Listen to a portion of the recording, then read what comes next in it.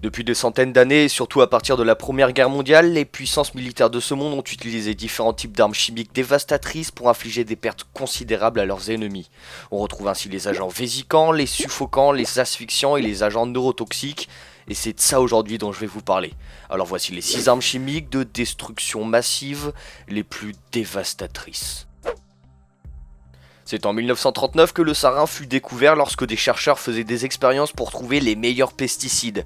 Et ils ont trouvé tout autre chose. Le sarin est un gaz neurotoxique qui peut être fatal pour l'homme même à de très petites doses. Pour info, on estime qu'il est environ 500 fois plus toxique que le cyanure. Il passe facilement la barrière des poumons et est absorbé par la peau d'où il passe directement dans le sang. Les effets de ce produit sont terribles et c'est pour ça qu'il a été fortement utilisé pendant la Seconde Guerre mondiale. En effet, le sarin provoque des douleurs au niveau du nez, une sécrétion abondante de salive, des difficultés respiratoires, des nausées et des vomissements allant souvent jusqu'à la perte de conscience, puis le coma quelques minutes après inhalation de ce produit.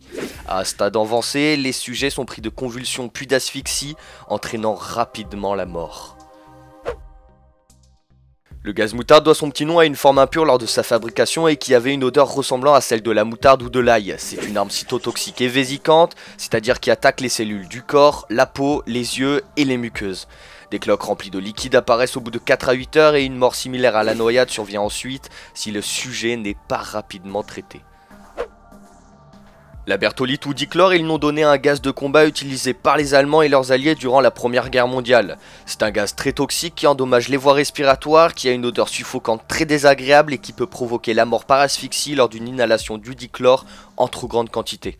Pour la petite anecdote, avant la création des masques à gaz, les soldats utilisaient un chiffon trempé dans l'urine et se couvraient le nez et la bouche pour se protéger contre les effets de la bertholite. En effet, l'ammoniac contenu dans l'urine réagissait avec le gaz et diminuait sa toxicité. Cette méthode permit donc à des soldats alliés de continuer les combats malgré la présence de nuages toxiques.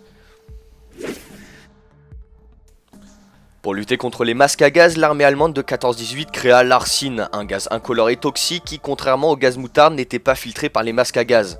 En effet, il forçait les soldats à tousser, éternuer ou vomir dans leurs masques et les obligeait donc à les ôter et à respirer par la suite le gaz moutarde envoyé en association avec l'arsine.